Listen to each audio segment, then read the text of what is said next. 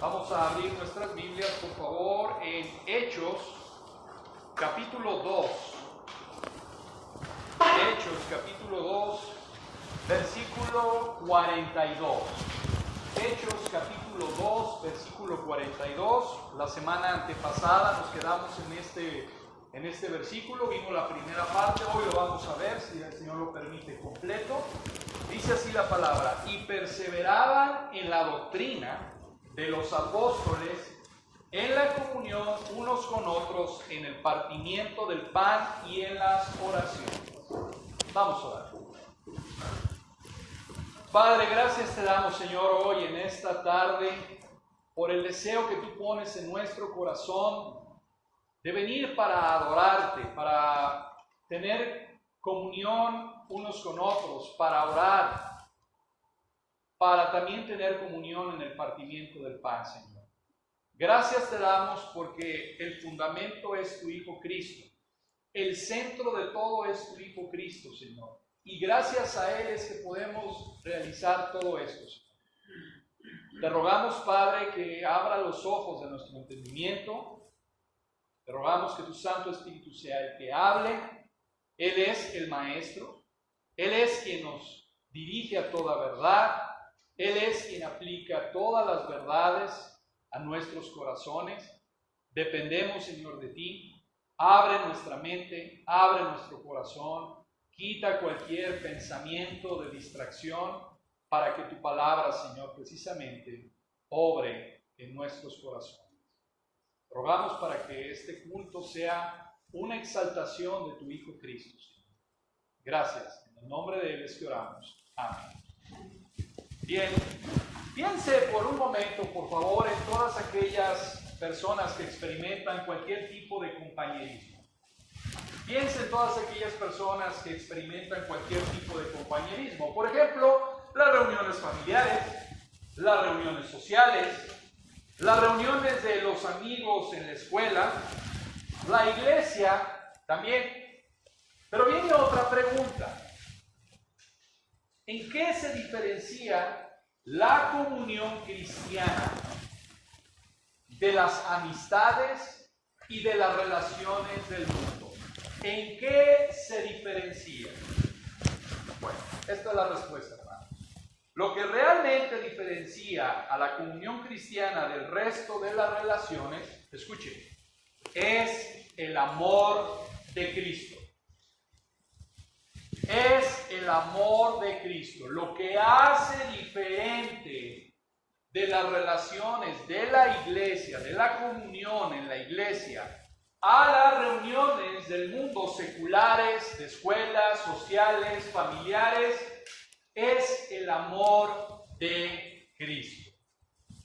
Y hoy he titulado el sermón de la siguiente manera: la vida cristocéntrica en la iglesia.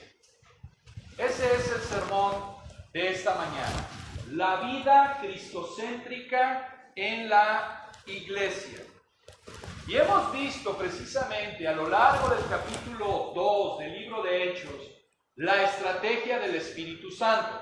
Cómo el Espíritu Santo obró en la vida de los hombres, los llamó, los regeneró, los limpió. Pedro se levanta y hace una potente predicación de Cristo.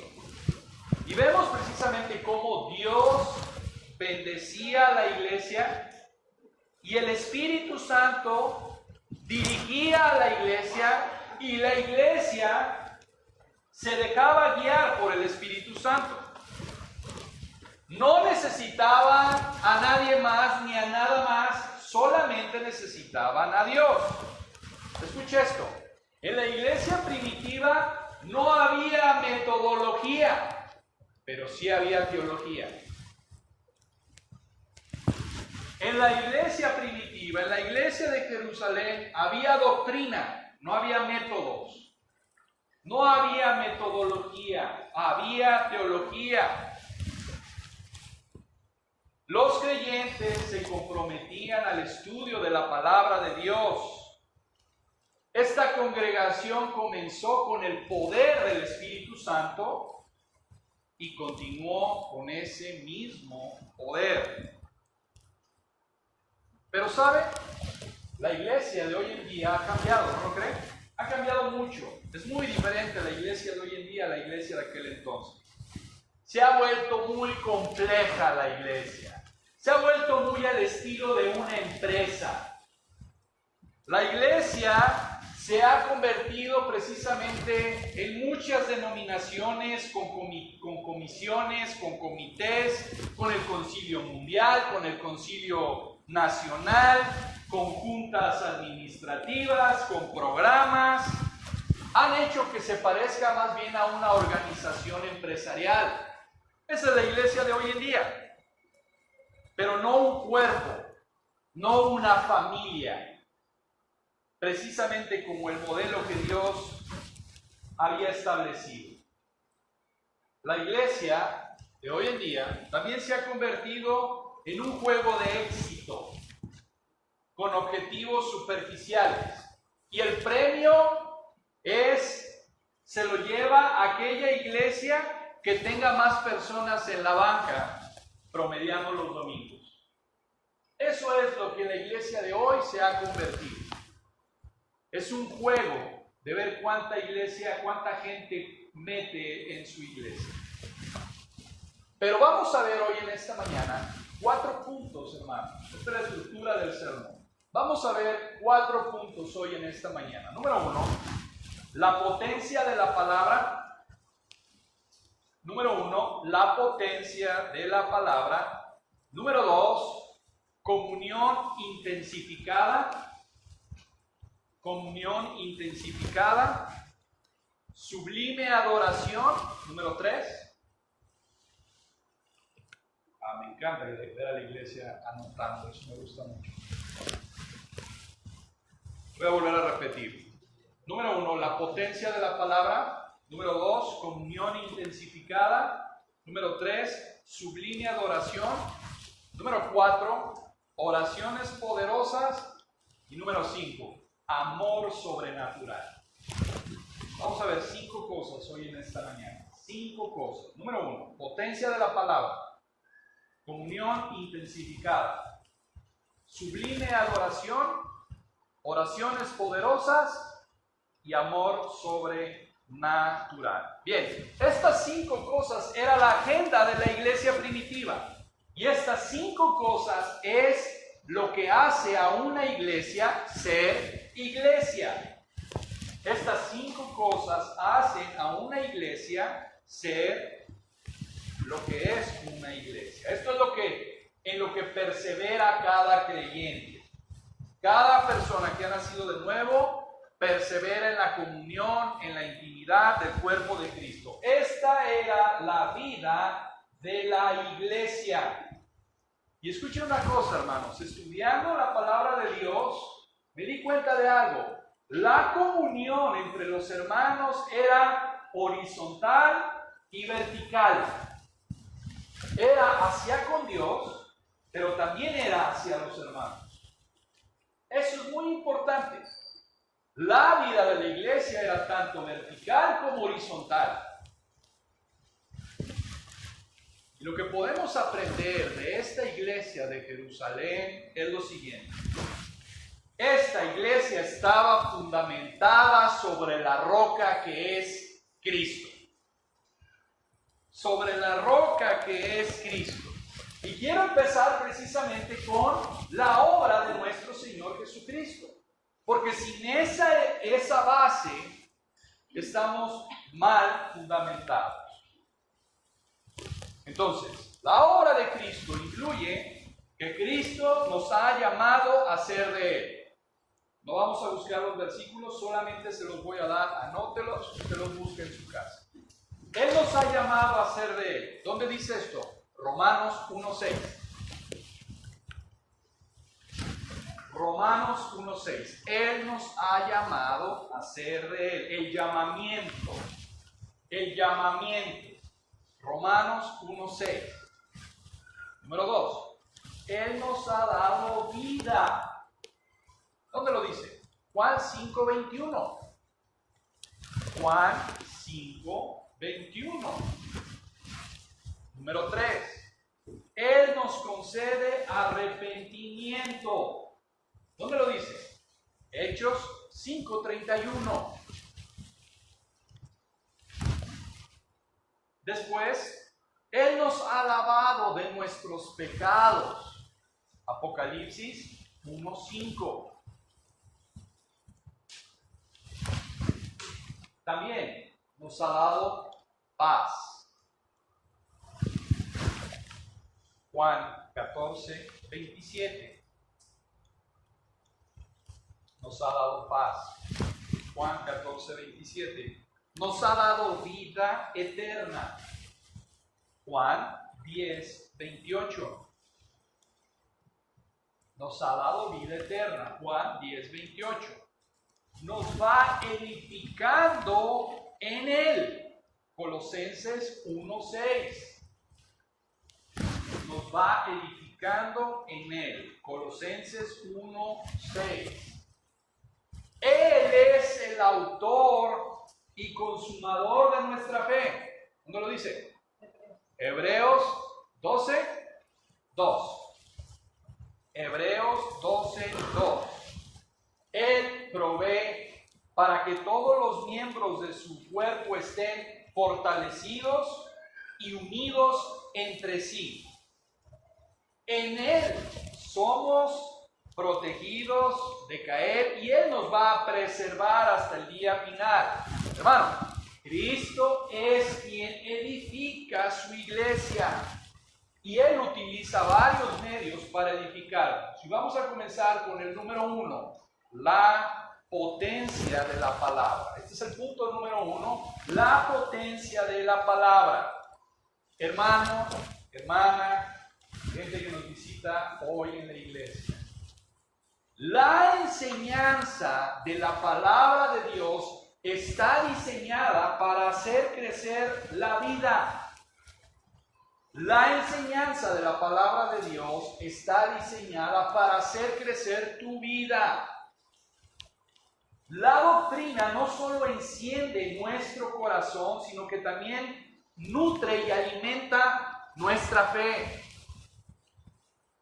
Vea la importancia de la enseñanza, la importancia de la palabra de Dios. La palabra de Dios enciende nuestros corazones, nutre y alimenta nuestra fe.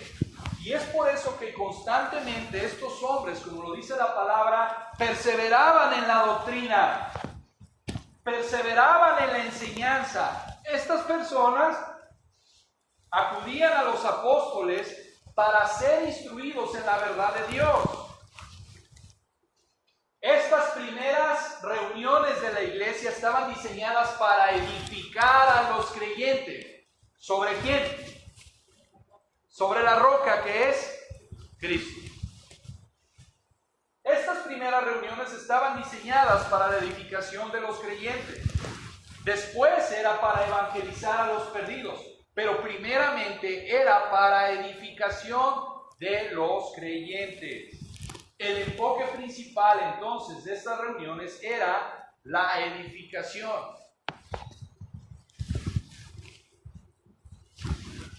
Alguien dijo por ahí lo siguiente: en donde reina el Espíritu, en donde el Espíritu está reinando, reina el amor por la palabra de Dios. En donde el Espíritu está reinando el amor por la palabra de Dios. Y cuando el Espíritu reina, el pueblo de Dios se dedica continuamente al estudio de su palabra. ¿Cómo sabemos que el Espíritu Santo está reinando en una iglesia? Por el amor, por el compromiso de los asistentes, ¿a qué? A la palabra de Dios. Y viene una pregunta para nosotros. ¿El Espíritu Santo está reinando en este lugar? ¿Está reinando en la iglesia? ¿Tienes amor? ¿Tienes hambre por la palabra? ¿O indiferente? Sabemos que el Espíritu Santo está reinando en una iglesia cuando la iglesia es las personas. La iglesia no es el lugar, no es el edificio. La iglesia son las personas. Iglesia significa llamados fuera. ¿Ok? Viene una palabra que es eclesia, llamados fuera. Entonces, la iglesia no es el edificio, la iglesia son las personas. ¿Cómo sabemos si el Espíritu Santo está reinando en una iglesia? Por el amor que se tiene a la palabra de Dios, por el amor que se tiene a la enseñanza de la palabra de Dios. La enseñanza de los apóstoles enriqueció grandemente la vida espiritual de la iglesia primitiva. Cuando se expone la palabra de Cristo, siempre hay una genuina adoración, madurez espiritual, servicio espiritual y también el alcance de los perdidos. Ahora, vamos a comenzar aplicando la palabra de Dios. No me voy a esperar hasta el final. Vamos a comenzar con la aplicación de la palabra de Dios. Y vamos a comenzar haciendo varias preguntas en el tribunal de nuestras conciencias. ¿Ok? Esta pregunta es para usted, para mí, para usted. No la conteste. Contéstesela a usted mismo. ¿En qué me ha servido estudiar la palabra de Dios? Esta es la primera pregunta que tengo. ¿En qué o de qué me ha servido estudiar la palabra de Dios a mi vida? Piense. ¿En qué me ha aprovechado? ¿Me estoy despojando de hábitos pecaminosos o hábitos que no me edifican? Esa es otra pregunta. ¿Estoy siendo más y más conformado a la imagen de Cristo? ¿Mi familia puede ver a Cristo en mí?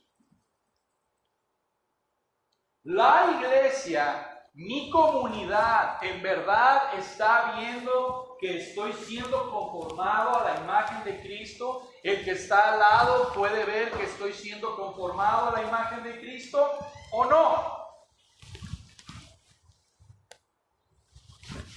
Mi comunidad, mi iglesia, ¿puede ver el avance hacia la madurez espiritual? ¿O ve mi retroceso? ¿O ve mi estancamiento? ¿Estoy clamando por la gracia de Cristo en mi vida?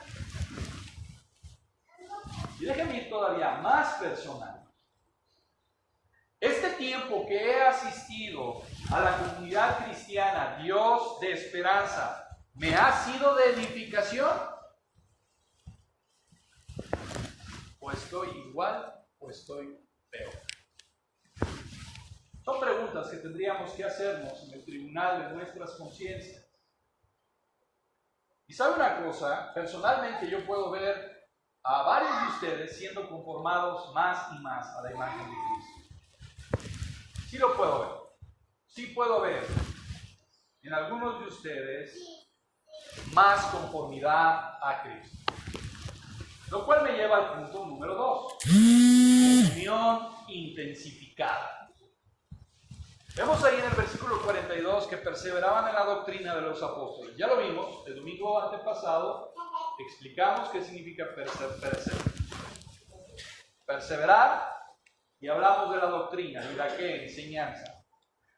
Hoy vamos precisamente a la segunda parte del versículo donde dice en la comunión unos con otros. ¿Qué quiere decir esto?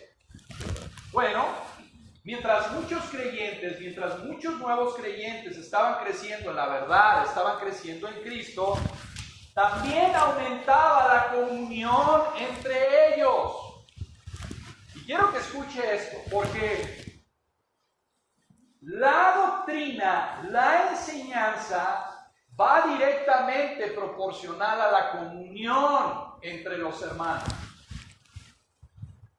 Ellos estaban siendo formados en la verdad de Dios, su relación con Cristo estaba siendo moldeada por su compromiso con la enseñanza de los apóstoles. Entonces, estas dos actividades, la enseñanza y la comunión, están estrechamente relacionadas. ¿Qué quiere decir esto? Bueno, quiere decir que la enseñanza de los apóstoles impactaba de una manera directa la calidad de las relaciones personales entre los nuevos creyentes. La enseñanza de los apóstoles afectaba de una manera positiva La comunión entre los creyentes. A mayor que se exponían a la palabra de Dios, más fuertes, más íntima, más estrecha era la relación entre hermanos. Entonces, la enseñanza es importante para las relaciones entre nuestros hermanos, entre nosotros. Y hay una palabra ahí que es koinonía. La palabra comunión es koinonía. ¿Qué significa esta palabra koinonía?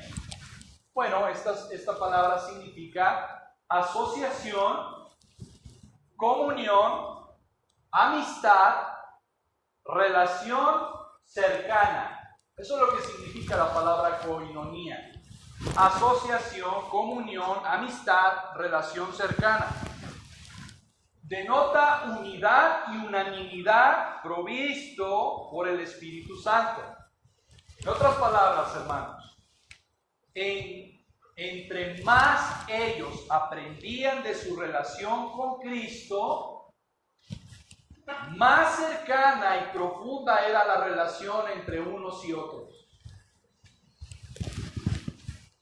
Eso quiere decir, hermanos, que entre más nosotros nos expongamos a la palabra de Dios y más entendamos nuestra relación personal que tenga con Cristo, más profunda, más estrecha va a ser la relación que tenga con usted. ¿Por qué? ¿Por qué? Escuche bien esto. Porque la palabra de Dios limpiaba, purificaba los corazones y entonces la calidad del amor entre ellos se fortalecía. ¿Por qué es importante la enseñanza de la palabra de Dios? Porque la palabra de Dios purifica, limpia nuestros corazones y entonces podemos tener una relación más estrecha, más cercana y se fortalece. Esto es lo que quiero para la iglesia. Esto es lo que queremos para la iglesia. Exponernos a la palabra de Dios, ser limpios, ser purificados por la palabra de Dios para poder tener relación correcta con mis hermanos. En otras palabras, la enseñanza de los apóstoles alentaba su relación entre la iglesia. Eso quiere decir, hermanos, que una iglesia que es alimentada por la palabra de Dios va a ser una iglesia de unidad. Va a ser una iglesia de unidad. Y ahí está Cristo en el centro. Edificado sobre la roca que es Cristo. Punto número 3. Sublime adoración. Ya vimos la potencia de la palabra, ya vimos también precisamente la comunión intensificada, ahora vamos a ver la sublime adoración. Entonces, vemos ahí comunión unos con otros en el partimiento del pan. Bien, esta iglesia perseveraba en la enseñanza de los apóstoles y la iglesia participaba del partimiento del pan. Ahora, el partimiento del pan es mucho más que el hecho de comer juntos, como hoy a las 11, ¿verdad? Estuvimos ahí comiendo galletas, chicharrón, huevito por ahí que trajeron. Y eso es bueno comer, eso es bueno tener el partimiento del pan. Pero a lo que se está haciendo referencia aquí, a lo que está en perspectiva, es la cena del Señor. La celebración, la conmemoración de la cena del Señor. ¿Por qué? Porque era precisamente parte de la enseñanza el estudiar la cruz de Cristo. Y cada vez que nosotros tenemos el partimiento del pan, la cena del Señor, hacemos una ¿qué? Remembranza del sacrificio de Cristo en la cruz, de lo que significa la cruz de Cristo. Y por eso es que su experiencia de adoración era intensificada. Hermanos, entre más escudriñemos las Escrituras, más fervientemente vamos a adorar. Entre más escudriñemos las Escrituras, entre más estemos expuestos a la palabra de Dios, más fervientemente vamos a adorar. ¿Por qué? Porque la genuina y auténtica adoración siempre es una respuesta del corazón a la verdad bíblica. Cuando se expone la palabra de Dios, la respuesta es adorar a Dios. Adorar a Dios, alabar a Dios. Entonces, doctrina correcta te lleva a adoración correcta.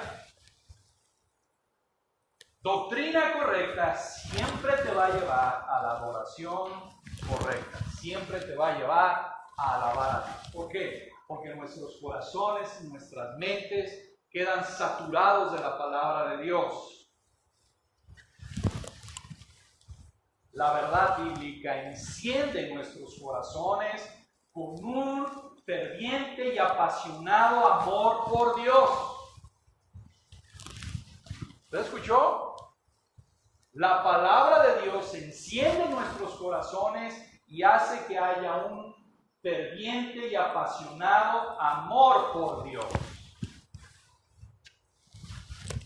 Ay, pues tengo que ir hoy a la iglesia. Sí, entiendo lo que dice la palabra de Dios, pero vengo más a fuerzas que de ganas. No. Eso no va en la palabra de Dios. Cuando tú quedas saturado de Cristo, hay un ferviente y apasionado amor por Dios. Con gusto, con ánimo, con deseo, con pasión, con alegría, con hambre. Vengo porque vengo.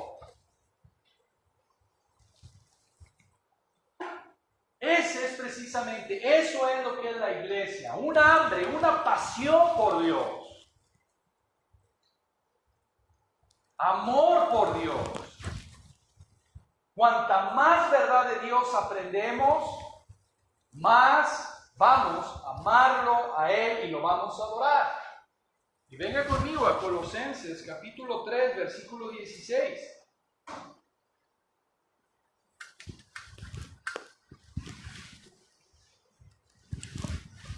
La palabra de Cristo more en abundancia en vosotros.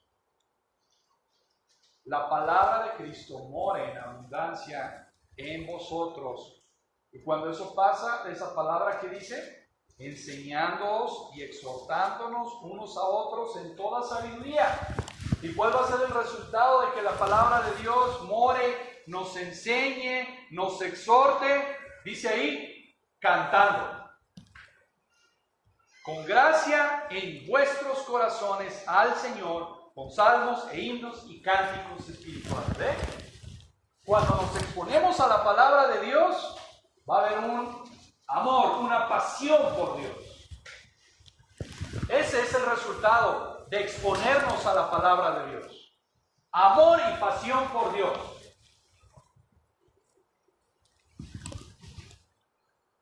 Una iglesia que sea llena de la palabra de Dios va a ser una iglesia que está constantemente adorando a Dios, que está constantemente alabando a Dios. ¿Cómo? Aquí viene. ¿Con qué?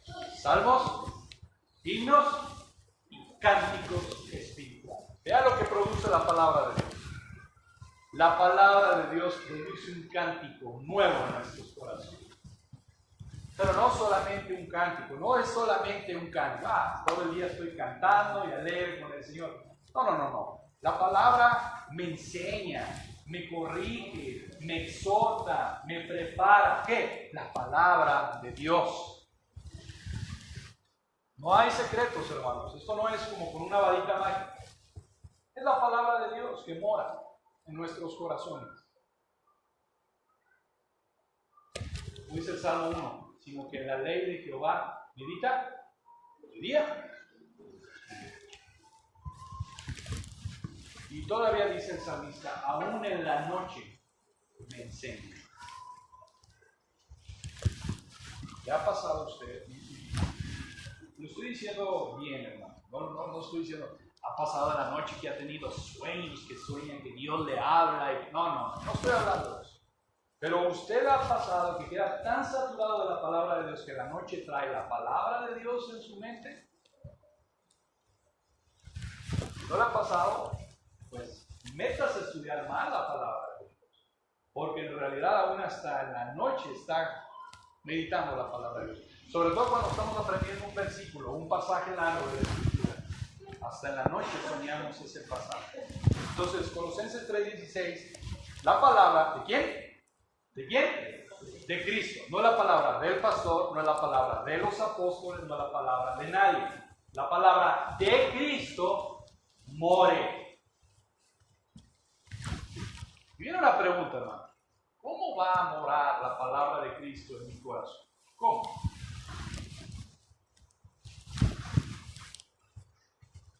¿Vía Bluetooth? Hermano, para que la palabra de Cristo more, tiene que hacer algo. Tiene que hacer algo. Abrir la palabra de Dios y leerla. O sea, esto no es de que pasa ahí y lo agarra y... No. Tiene que abrir la palabra de Dios. Y entonces viene una pregunta, hermano. No me la conteste. En el tribunal de sus conciencias, ¿qué pasaje de la Escritura está leyendo usted en su lectura diaria? ¿Qué pasaje está leyendo? Les voy a dar una cosa.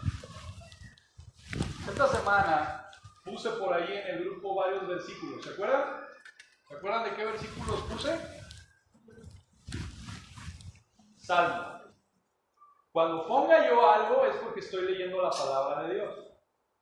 Entonces, cuando diga, el pastor está leyendo. Cuando no lo ponga, no está leyendo.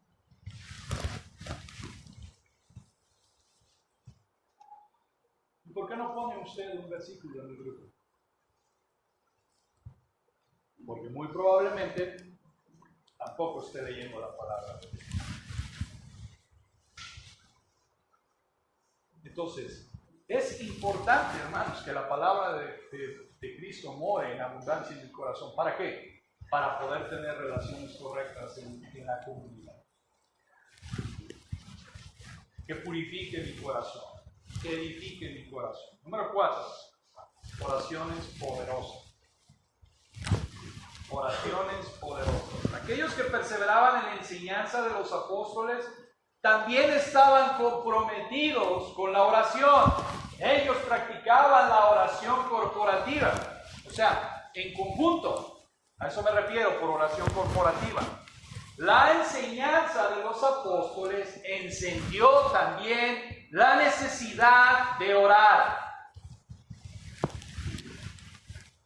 Esta es la potencia de la verdadera enseñanza. La oración es la potencia de la verdadera enseñanza. ¿Por qué? Porque entre más aprendían los creyentes de Dios, más reconocían su necesidad de depender de Él. Entre más aprendían de Dios, más reconocían su necesidad de depender de Él. ¿Mediante qué? La oración. Mediante la oración. Una persona que no ora es una persona autosuficiente. Es una persona que no necesita a Dios, según él. Bueno. Esta es la potencia de la verdadera enseñanza.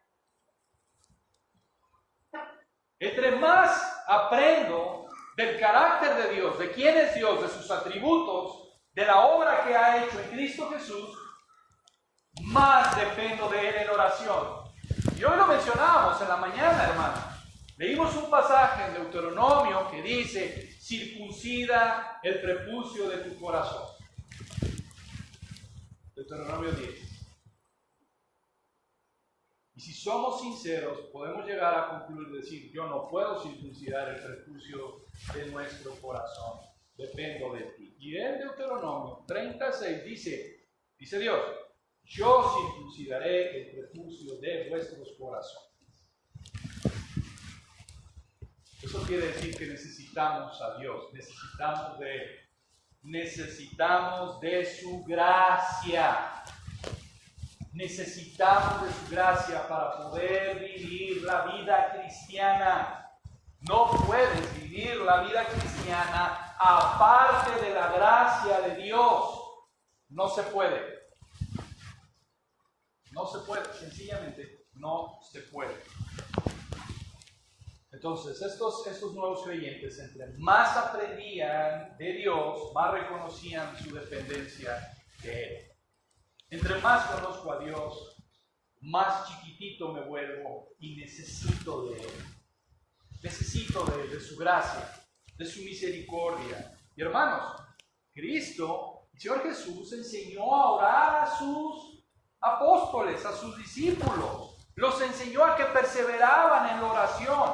No lo busque, lo voy a decir nada más rápidamente los versículos. Pero por ejemplo, Él les enseñó a que pidieran, a que buscaran y que llamaran. ¿Dónde lo vemos? Mateo 7, del 7 al 11. Jesús nos enseñó a que oraran de una manera tal de que buscaran, de que llamaran, de que pidieran. Mateo 7, del 7 al 11. A orar como el amigo persistente, como lo acabamos de ver en la lectura de hace rato. Lucas 11, del 5 al 10. A orar como el amigo persistente. A ser importuno, a importunar a Dios. También como un hijo hambriento. ¿Dónde lo vemos? Lucas 11, del 11 al 13. Como una viuda necesitada. Lucas 18, del 1 al 8. Llevando todas nuestras peticiones en el nombre del Señor Jesucristo. Juan 14, 13 al 14. Hermanos, la predicación bíblica nos debe de llevar a orar, a depender de Dios, a clamar por la gracia para la vida cristiana. La verdadera palabra de Dios expuesta nos lleva a clamar, a tener hambre por la oración. Entonces, una iglesia sana es una iglesia que está orando. Y todos tenemos necesidades, todos tenemos peticiones.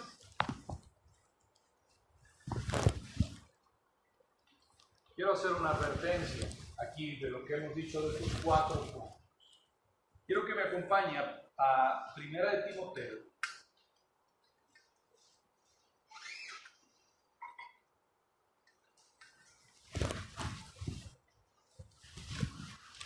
Primera de Timoteo 1.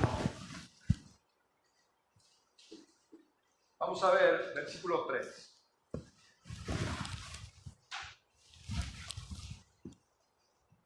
Primera de Timoteo 1:3. Dice la palabra: como te rogué que te quedases en Éfeso cuando fui a Macedonia, para que mandases a algunos que no enseñen diferente doctrina, ni presten atención a fábulas y genealogías interminables que acarrean disputas más bien que edificación de Dios, que es por la fe. Así te encargo ahora.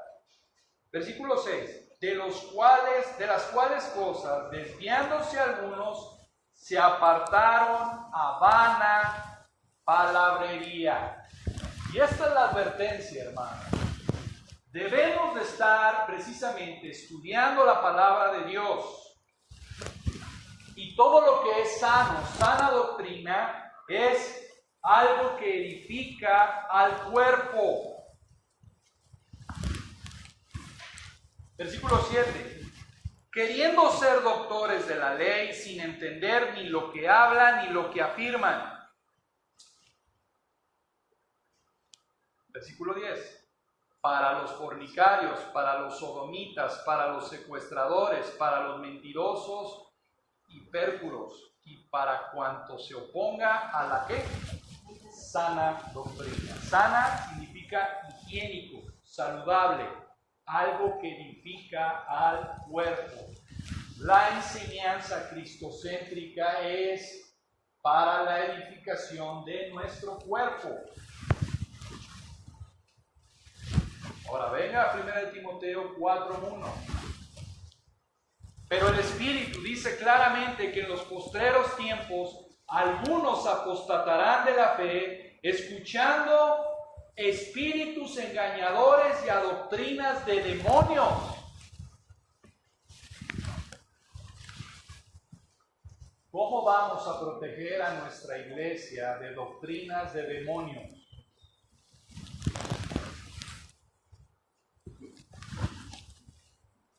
¿Sabe cómo lo vamos a hacer?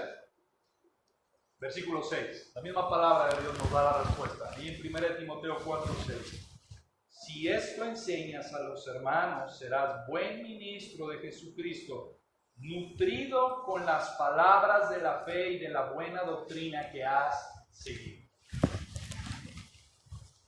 Nutriendo a la iglesia con sana doctrina. Esa es la responsabilidad del pastor. Cuidar a la iglesia, ¿y cómo? Nutriendo a la iglesia con sana doctrina, con sana enseñanza.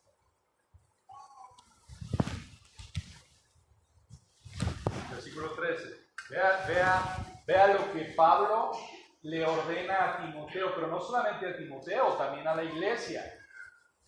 Entre tanto que voy, ocúpate en la lectura, la exhortación, ¿y qué? Ahora, mi pregunta es, ¿en qué debe de estar ocupada la iglesia?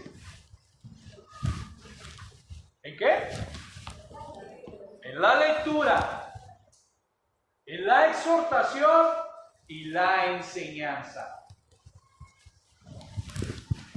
Ahí es donde tiene que estar la iglesia. No solamente el pastor de la iglesia también, junto con él. Ocúpate en la lectura. ¿La lectura de qué? De la palabra. De la exhortación y la enseñanza. Aquí es donde tenemos que estar.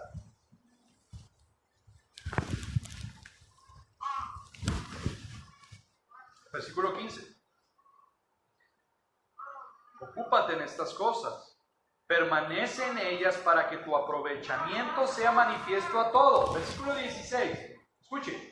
Ten cuidado de ti mismo y de la doctrina. Persiste en ello, pues haciendo esto te salvarás a ti mismo y a los que te oyeren. ¿De qué salvación está hablando aquí?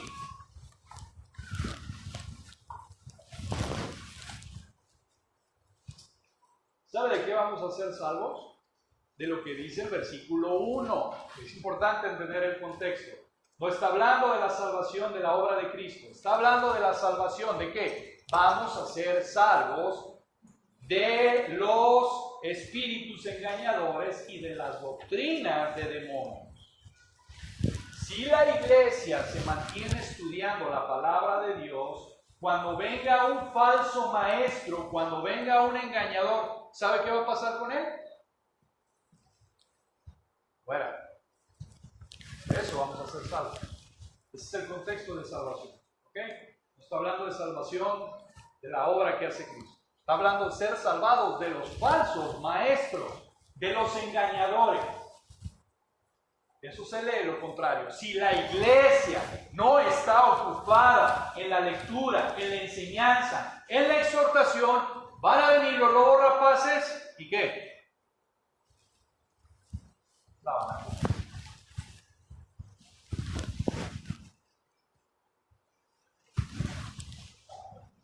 Pero vea el versículo 13. Quiero que lo vean. Entre tanto que voy, ocúpate en la lectura, la exhortación y la enseñanza. Hermano, ¿sabe lo que está diciendo el versículo 13? Esto es la predicación expositiva. Esto es lo que significa predicación expositiva. Leer el texto, explicar el texto, aplicar el texto. Esto es predicación expositiva. Leer el texto, explicar el texto, aplicar el texto. Esto es predicación expositiva. Y hermanos, Créanme cuando les digo que hay falsos hermanos, falsos maestros, que quieren destruir la iglesia. El Señor Jesús dijo, esta es mi iglesia, sobre esta, no sobre Pedro, sobre esta roca edificaré mi iglesia y las puertas del Hades no prevalecerán contra ella. Jesús dice, esta roca, no esta piedra, esta roca, sobre esta roca edificaré mi iglesia.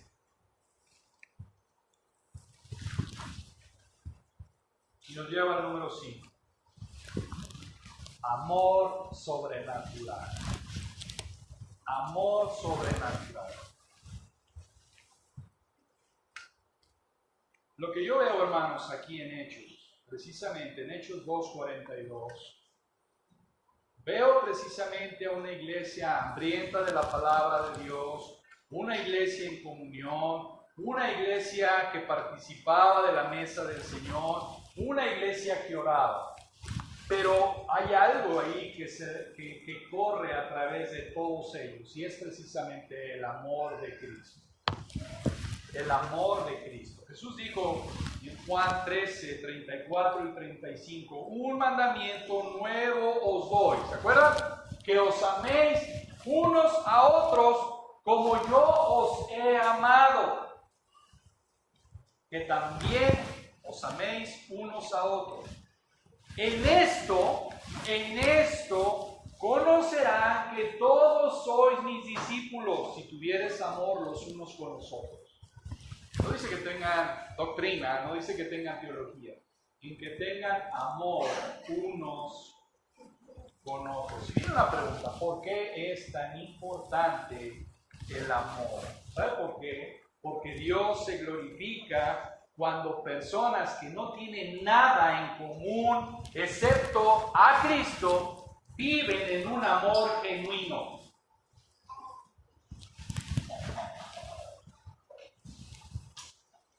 Hermanos, es realmente asombroso lo que Pablo escribe en Efesios 3 acerca de la reconciliación entre los judíos y los gentiles. En el templo había un muro donde no podían pasar los gentiles para mezclarse con los judíos. Y Jesús dice, Pablo dice en Efesios que ese muro ha sido derribado. Ahora usted piense en el antagonismo entre los pleitos que había entre los gentiles y los judíos. ¿Sabe cómo le decían los judíos a los gentiles? ¿Cómo les decían? Perros. Así de bonito se decía. Y obviamente los gentiles odiaban a los judíos. Que Cristo haya derribado el muro de separación y en la iglesia de Éfeso estuvieran reunidos judíos y no judíos, era asombroso. ¿Por qué? Por el amor de Cristo que fluía a través de ellos.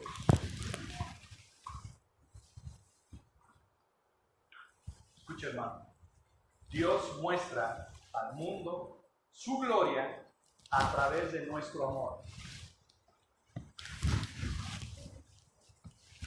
¿Lo entendió? Dios muestra su gloria a través de nuestro amor. Ese es el impacto hacia el mundo. El amor genuino en la iglesia. No es por saber teología, no es por saber doctrina, no es por una vida moralmente buena, es el amor. El amor en la iglesia, aunque imperfecto, refleja la gloria de Dios. Juan 17, 22 al 23 dice, la gloria que me diste yo les he dado para que sean uno, así como nosotros somos uno, yo en ellos y tú en mí, para que sean perfectos en unidad, para que el mundo conozca que tú me enviaste y que los has amado a ellos como también a mí me has amado.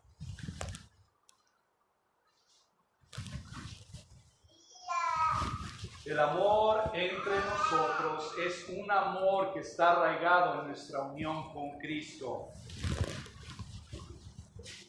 Es una imagen amorosa del amor que existe en la Trinidad.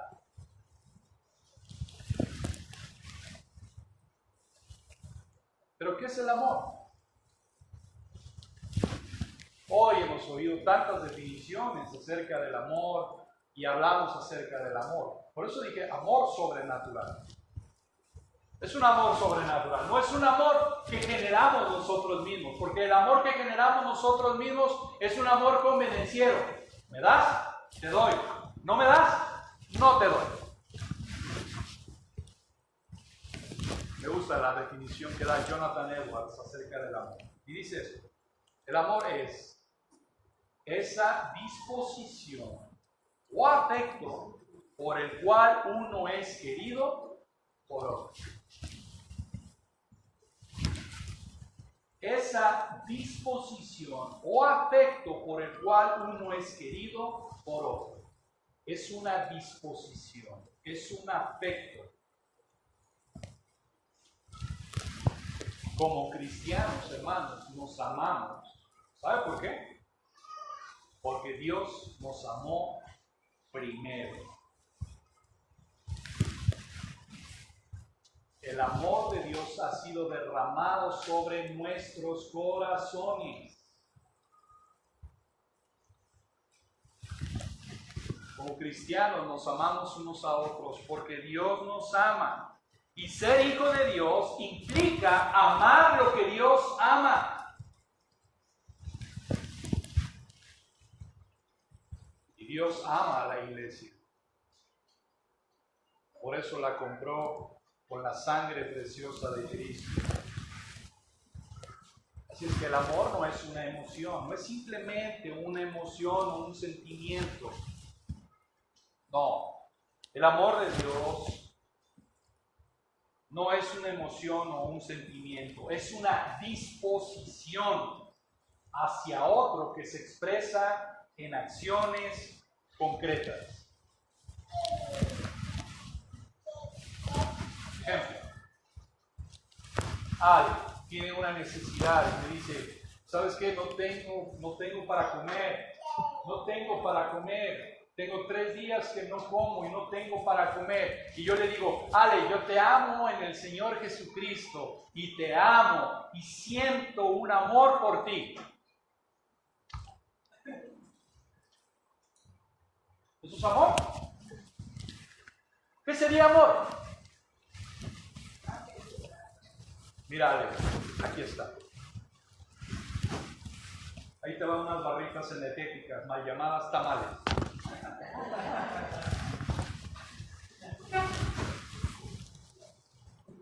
Eso es amor, es una acción concreta.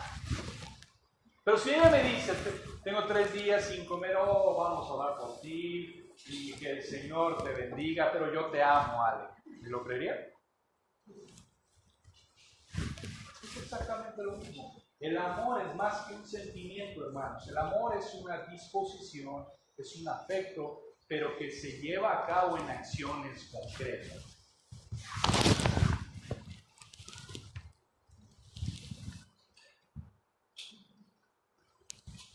Pero ¿sabe una cosa? El amor es difícil, ¿no es cierto?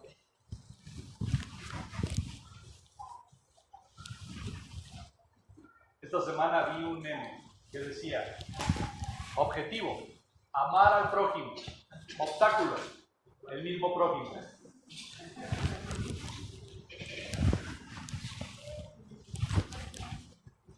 Y es cierto, tenemos un mandamiento: amar a nuestro prójimo, pero se vuelve el mismo obstáculo. Mi papá también tiene una caricatura que vio hace mucho tiempo de Snoopy, que decía Snoopy: oh, cuánto amo yo a las almas. Pero es a las personas a las que no soporto. Es difícil, hermanos, el amor, es difícil. ¿Ustedes creen que leemos Hechos 2:42 y se lee muy bien. ¿Ustedes creen que no tenían problema? 3,000 personas de diferentes naciones, de diferentes culturas. ¿Ustedes creen que no tenían problemas? Claro que tenían problemas. Es difícil precisamente el amor que nace en nuestros corazones. ¿Por qué? Porque nuestros corazones son el peor lugar que todos tenemos porque somos pecadores. Y por eso hay tantas exhortaciones en el Nuevo Testamento. Ámense unos a otros, ámense unos a otros. ¿Y por qué es necesario escuchar esto una y otra vez? Porque es necesario que nos amemos unos a otros.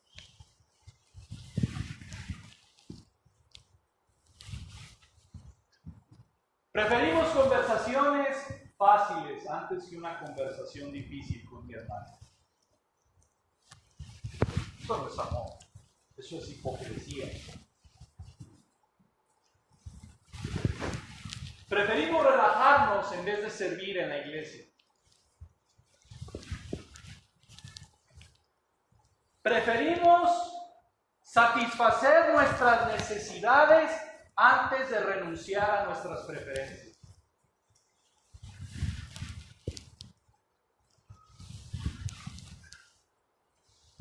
A las personas alrededor de nosotros nos decepcionan, ¿no es cierto? Sasha también se decepcionaron. Y las personas que están a nuestro alrededor nos decepcionan. Nos dicen cosas incómodas, cosas que nos hacen sentir mal. Rechazan nuestros consejos. Pero ¿sabe una cosa, hermano? Cuando te pasa eso, porque yo sé que te ha pasado, piensa en Cristo.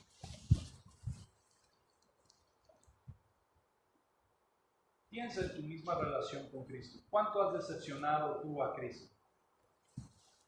Y Él es asombrosamente misericordioso.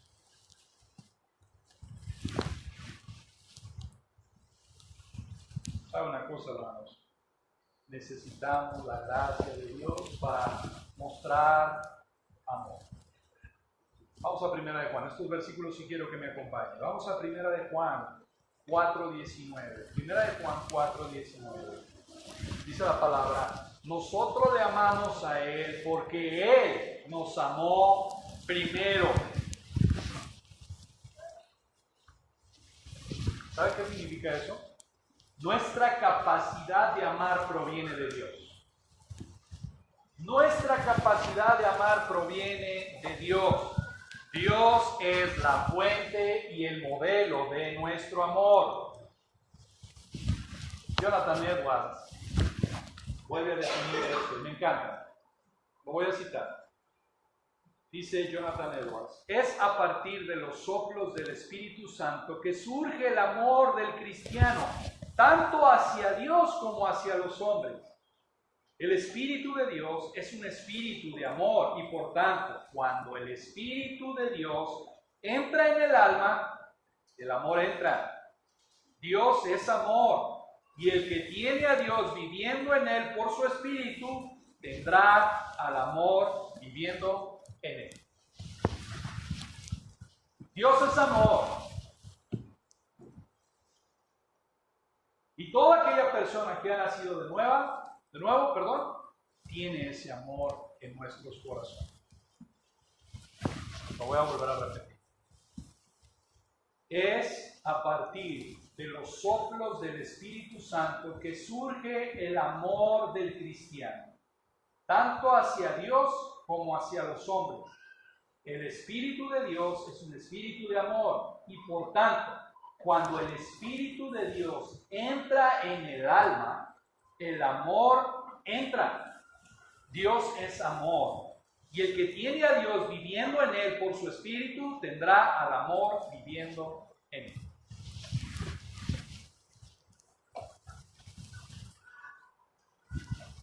La manera más espectacular en la cual Dios nos ha mostrado su amor, ¿sabe cuál es? Juan 3:16. Entregando a su unigénito De tal manera amó Dios al mundo que ha dado a su Hijo unigénito para que todo aquel que en Él cree no se pierda, más tenga vida eterna. Y lo que dice Primera de Juan 3:16. En esto hemos conocido el amor, en que Él puso su vida por nosotros.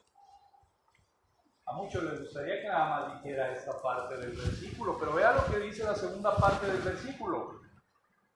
También nosotros debemos poner nuestra vida por los que me caen bien.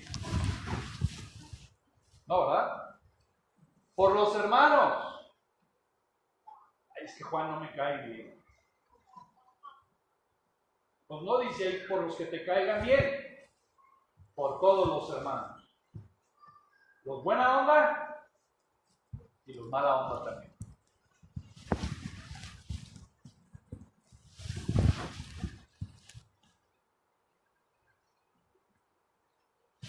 Escuche esto, hermanos. Esto lo dijo alguien. No podemos alcanzar la madurez para amar a los demás a no ser que nos esforcemos por alcanzar la madurez para comprender las dimensiones del amor de Dios. Otras palabras, tenemos que esforzarnos en conocer todo el amor de Dios para nosotros también poder amar a los demás.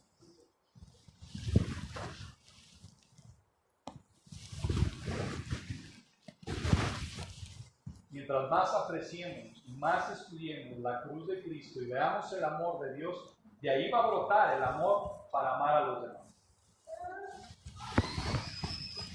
Lucas 7:47 dice el Señor, aquel a quien se le perdona poco, ¿qué? Poco ama. ¿A quien se le ha perdonado mucho?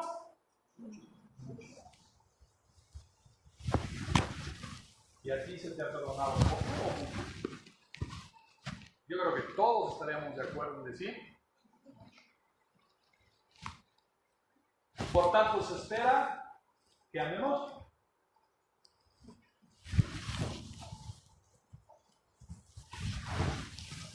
Cuando sabemos lo mucho que hemos sido perdonados, entonces de ahí fluye nuestro amor. Bien, quiero cerrar la predicación con varias aplicaciones, con varias preguntas.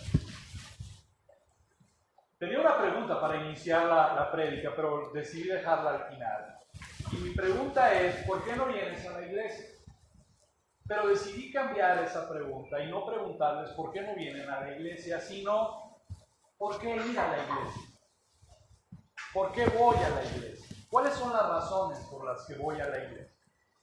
No te voy a preguntar por qué no vienes, te voy a preguntar por qué ir a la iglesia. ¿Por qué ir a la iglesia? Bueno, número uno, para mi edificación.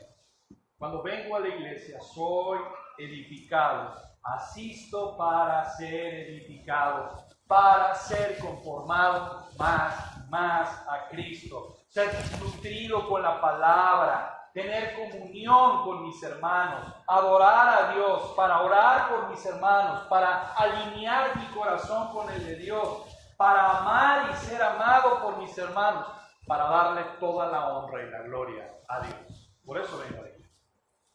Por eso vengo a la iglesia. Y en medio y en el fundamento está Cristo. Está Cristo. Por eso dije y titulé el sermón, la vida cristocéntrica en la iglesia. A Dios sea toda la honra y la gloria. Oremos, hermanos.